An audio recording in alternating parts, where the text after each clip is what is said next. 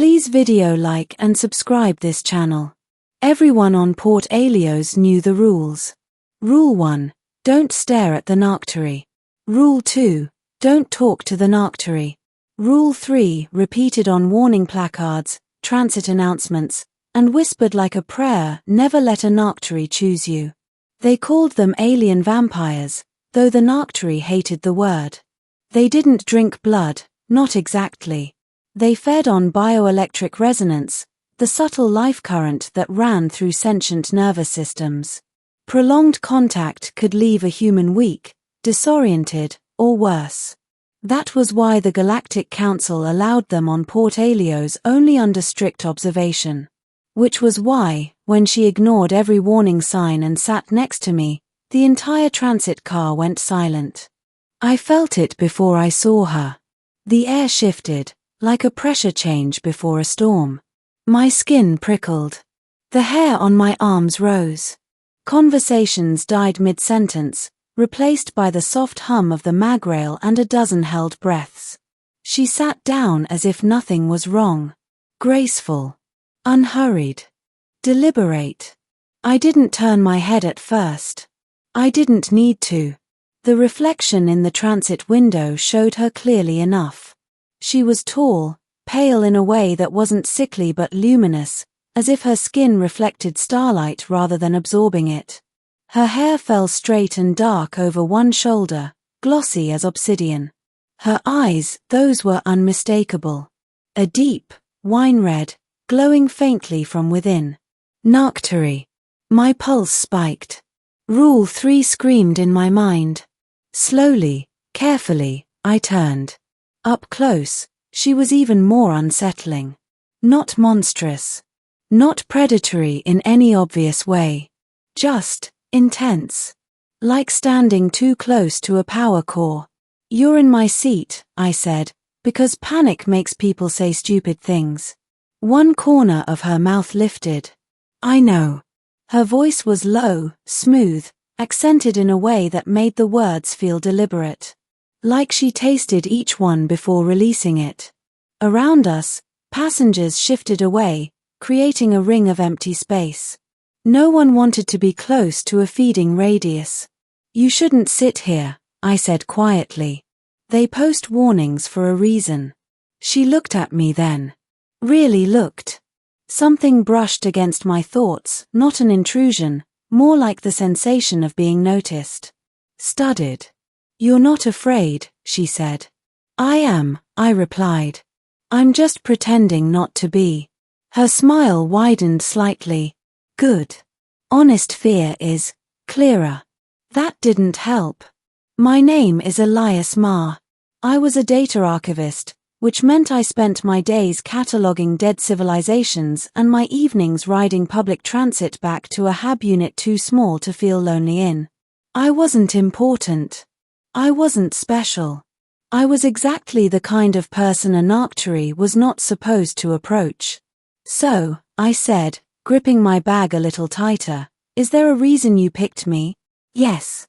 That was it. Just yes. The magrail lurched as it entered a tunnel, lights flickering briefly. When they steadied, I noticed something else. She hadn't activated a restraint field. Narctary usually did, a courtesy to dampen their aura. You're not shielded, I said. Her gaze flicked to my neck, where my pulse was visible.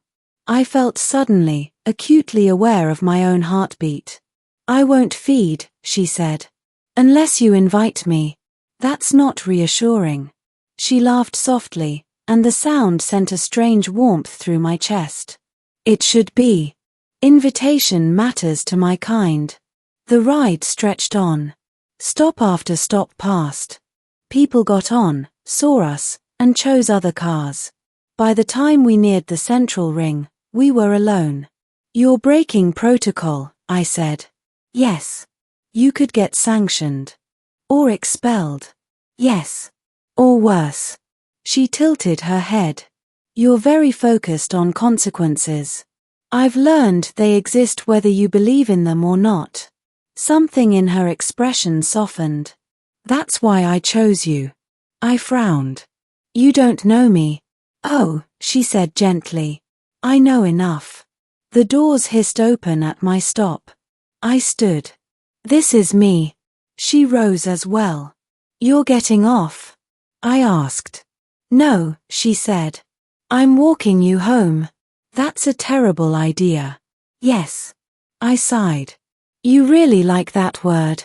She followed me onto the platform, her presence drawing stares, whispers, fear.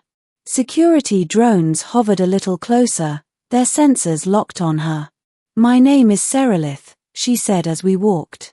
Of House Virex. I'm guessing that means something impressive where you're from. It means I'm not supposed to be here, she replied. Not like this. Then why are you? She stopped walking. I took a few steps before realizing she wasn't beside me anymore. Turning back, I found her watching me with an intensity that made my chest tighten. Because I am starving, she said. Every survival instinct I had screamed. Then you definitely shouldn't be following me. I'm not starving for energy, she said softly. I'm starving for resonance. I didn't pretend to understand. And you think I have that? I know you do. We stood there, suspended between the flow of commuters and the weight of her gaze. You archive lost worlds, she continued. You listen to echoes of civilizations that no longer exist. You sit with silence every day and do not run from it. How do you know that? She stepped closer. Too close. Because silence recognizes silence. I should have walked away. Instead, I nodded toward the corridor leading to my hab block. 5 minutes. Then you leave. Agreed. My apartment was small, functional, unremarkable. She took it in with quiet curiosity, fingers brushing the spines of old data slates, the dim glow of archived stars reflected in her eyes. You live alone, she observed. Most people do, I said. Most people are never truly alone, she replied. They are merely unlistened to. I sat on the edge of my bed. You said you wouldn't feed. I said I wouldn't unless invited. And I'm not inviting you. I know. She sat beside me. The air grew warmer. Not physically, emotionally. My thoughts felt sharper, clearer, as if some internal static had faded. This is what resonance feels like, she said. When two frequencies align without consumption. It feels, I searched for the word. Calm. Her shoulders relaxed slightly. Yes. Minutes passed. Or hours. Time blurred. Then her expression changed. Pain flickered across her face. They're coming, she said. Who? Enforcers. Right on cue, the lights flickered. A deep vibration rolled through the floor. You need to leave, I said, standing. Now. If I do, she said, they will erase me.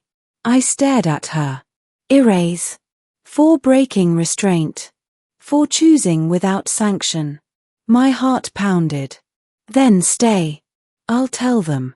You cannot protect me, she said gently. But you can choose. The door shuddered under a heavy knock. Serelith of House Virex, a voice boomed. You are in violation of interspecies protocols. Step away from the human. She looked at me, red eyes glowing brighter. If I feed now, she said, I will survive. Barely. But you will suffer. And if you don't, I will fade. My mouth was dry. How bad is suffer? She hesitated. You would feel everything I am. Hunger. Memory. Loss. I thought of the empty worlds I catalogued. The civilizations that vanished without anyone remembering their names. I met her gaze. You said invitation matters. Yes. I took a breath. Then I invite you. Not to take me. Just share. Her breath caught. Before the door could break, she placed her hand over my heart. The connection snapped into place like a circuit closing. I gasped, not in pain, but in overwhelming sensation. Centuries flooded through me. Starlit cities, Long nights. Endless watching as species rose and fell. A loneliness so vast it felt cosmic. And beneath it all, hope. When it ended, I slumped forward, breathing hard. Serelith caught me. The door burst open. Enforcers flooded the room, then stopped. Their instruments flickered. Alarms fell silent. She stabilized, one said in disbelief. Without extraction. Serelith stood, eyes blazing. The resonance was mutual. By your own laws, this bond is voluntary. The enforcers hesitated. Then, slowly, they lowered their weapons. Days later, Port Alios changed its rules. Narctari were no longer forbidden to choose, only to take without consent. Serelith still rides the magrail sometimes. She always sits next to me. And every warning sign on the platform still flashes red. But none of them tell the whole story.